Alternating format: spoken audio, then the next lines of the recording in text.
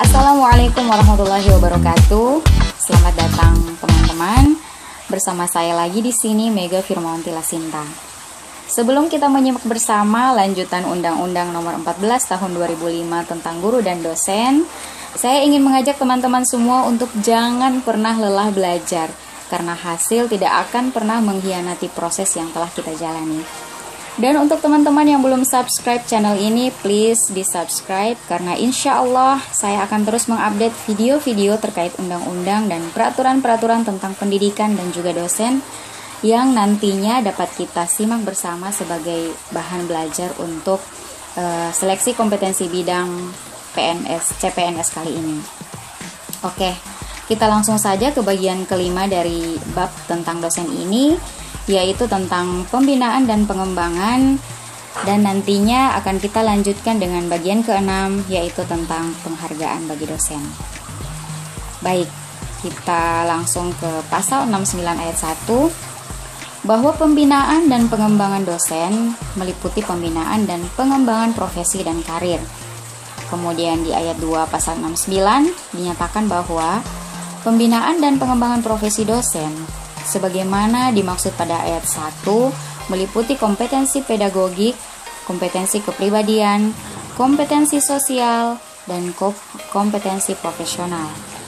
Nah, kita lanjut ke ayat 3 pasal 69, bahwa pembinaan dan pengembangan profesi dosen dilakukan melalui jabatan fungsional sebagaimana dimaksud pada ayat 1. Sementara di ayat 4, ayat terakhir di pasal 69 ini, dinyatakan bahwa pembinaan dan pengembangan karir dosen sebagaimana dimaksud pada ayat 1 meliputi penugasan, kenaikan pangkat, dan promosi. Baik, kita lanjut ke pasal 70, bahwa kebijakan strategis pembinaan dan pengembangan profesi dan karir dosen pada satuan pendidikan tinggi yang diselenggarakan oleh pemerintah atau masyarakat ditetapkan dengan peraturan menteri. Oke, kita lanjut ke pasal 71 ayat 1. Dinyatakan bahwa pemerintah wajib membina dan mengembangkan kualifikasi akademik dan kompetensi dosen pada satuan pendidikan tinggi yang diselenggarakan oleh pemerintah dan atau masyarakat. Di ayat 2 pasal 71 dinyatakan bahwa satuan pendidikan tinggi yang diselenggarakan oleh masyarakat wajib membina dan mengembangkan kualifikasi akademik dan kompetensi dosen. Sementara di ayat 3 pasal 71 dijelaskan bahwa pemerintah wajib memberikan anggaran untuk meningkatkan profesionalitas dan pengabdian dosen pada satuan pendidikan tinggi yang diselenggarakan oleh pemerintah dan atau masyarakat. Kita lanjut ke pasal 72.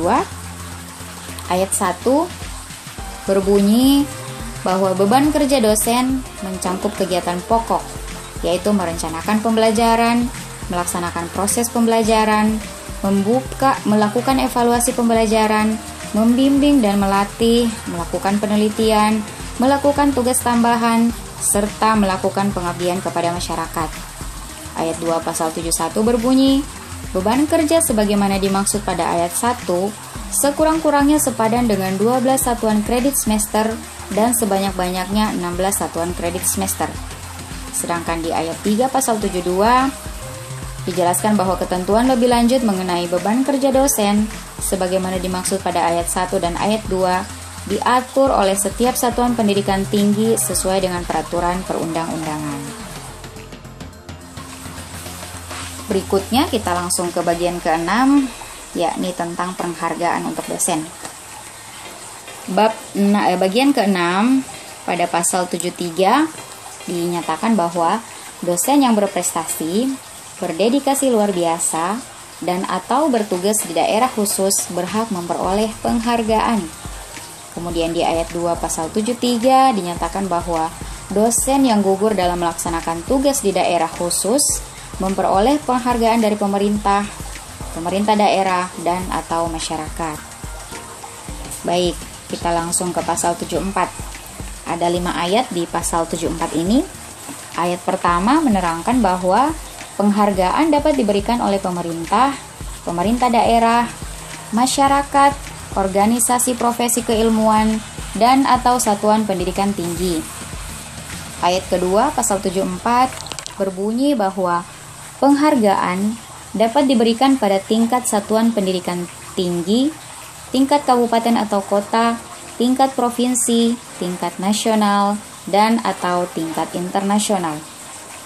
Di ayat 3 pasal ini, pasal 74, diterangkan bahwa penghargaan dapat diberikan dalam bentuk tanda jasa, kenaikan pangkat istimewa, finansial, piagam, dan atau bentuk penghargaan yang lain. Kemudian di ayat 4-nya, pasal 74 berbunyi, penghargaan kepada dosen dilaksanakan dalam rangka memperingati Hari Ulang Tahun Kemerdekaan Republik Indonesia, Hari Ulang Tahun Provinsi, Hari Ulang Tahun Kabupaten atau Kota, Hari Ulang Tahun Satuan Pendidikan Tinggi, Hari Pendidikan Nasional, dan atau hari besar lain. Kita langsung ke ayat 5-nya yang terakhir pasal 74, bahwa ketentuan lebih lanjut mengenai pemberian penghargaan sebagaimana dimaksud pada ayat 1, 2, dan 3, serta 4 diatur dengan peraturan pemerintah. Baik, selanjutnya kita ke pasal 75. 75 ayat 1 menerangkan bahwa pemerintah daerah, masyarakat, organisasi profesi, dan atau satuan pendidikan tinggi wajib memberikan perlindungan terhadap dosen dalam pelaksanaan tugas. Ayat 2 di pasal 75 berbunyi bahwa perlindungan sebagaimana dimaksud pada ayat 1 meliputi perlindungan hukum, perlindungan profesi, serta perlindungan keselamatan dan kesehatan kerja. Ayat berikutnya, ayat 3 pasal 75, dinyatakan bahwa perlindungan hukum sebagaimana dimaksud ayat 2 mencangkup perlindungan terhadap tindak kekerasan, ancaman, perlakuan diskriminatif, intimidasi, atau perlakuan tidak adil dari pihak peserta didik, orang tua peserta didik, masyarakat, birokrasi, dan atau pihak lain.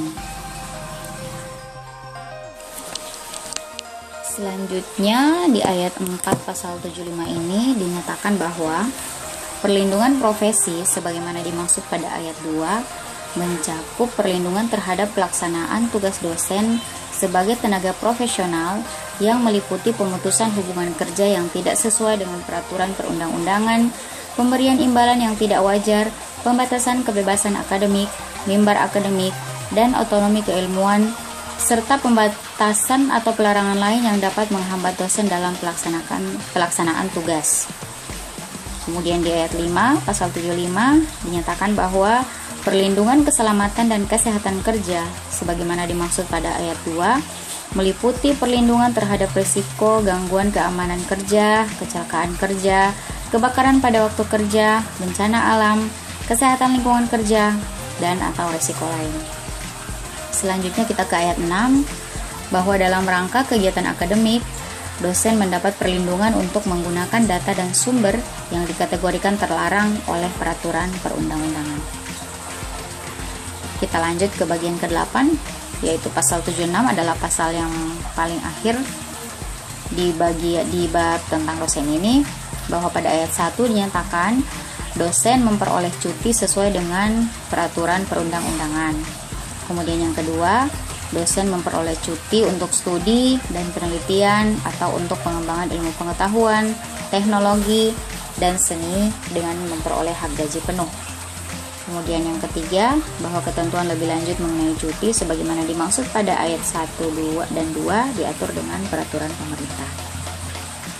Baik teman-teman, cukup sekian dari saya. Semoga bermanfaat bagi teman-teman yang sekali lagi mungkin memiliki tipe belajar yang jenuh jika harus hanya membaca.